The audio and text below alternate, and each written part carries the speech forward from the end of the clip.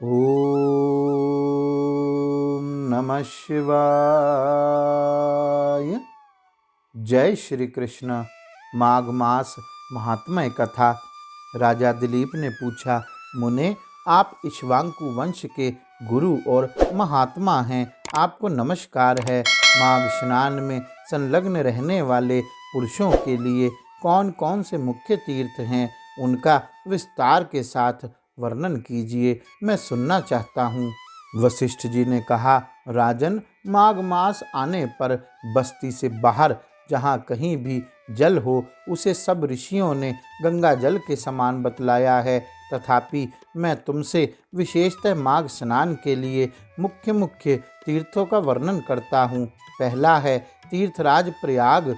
वह बहुत ही विख्यात तीर्थ है। प्रयाग सब तीर्थों में कामना की पूर्ति करने वाला तथा धर्म, अर्थ, काम, मोक्ष चारों पुरुषार्थों को देने वाला है।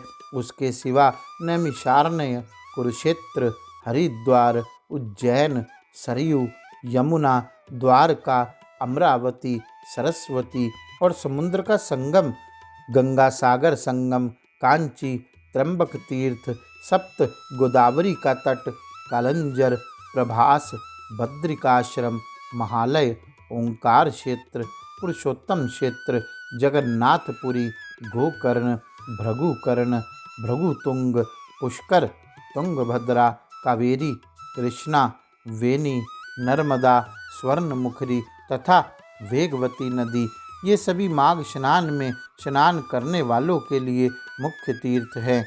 गया नामक जो तीर्थ है वह पितरों के लिए तृप्तिदायक और हितकर है। ये भूमि पर विराजमान तीर्थ हैं जिनका मैंने तुमसे वर्णन किया।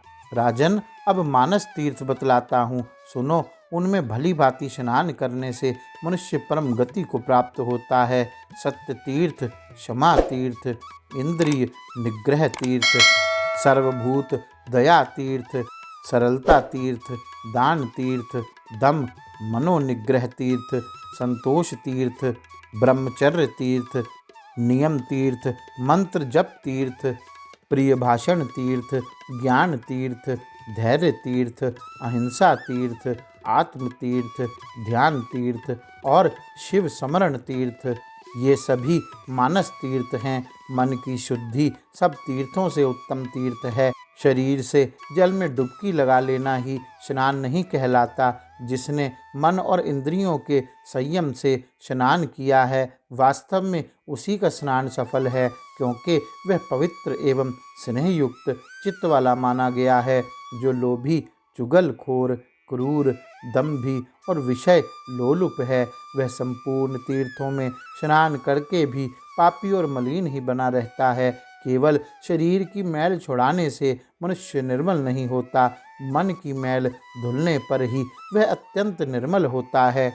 जलचर जीव जल में ही जन्म लेते हैं और उसी में मर जाते हैं, किंतु इससे वे स्वर्ग में नहीं जाते, क्योंकि उनके मन की मैल नहीं धुली रहती। विषयों में जो अत्यंत आसक्ति होती है, उसी को मानसिक मल कहते हैं।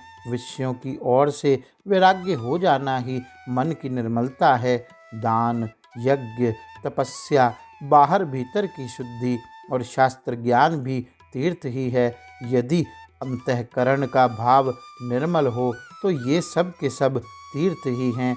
जिसने इंद्रिय समुदाय को काबू में कर लिया है, वह मनुष्य जहाँ जहाँ निवास करता है, वहीं वहीं उसके लिए कुरुक्षेत्र, नैमिषारण्य और पुष्कर आदि तीर्थ प्रस्तुत हैं।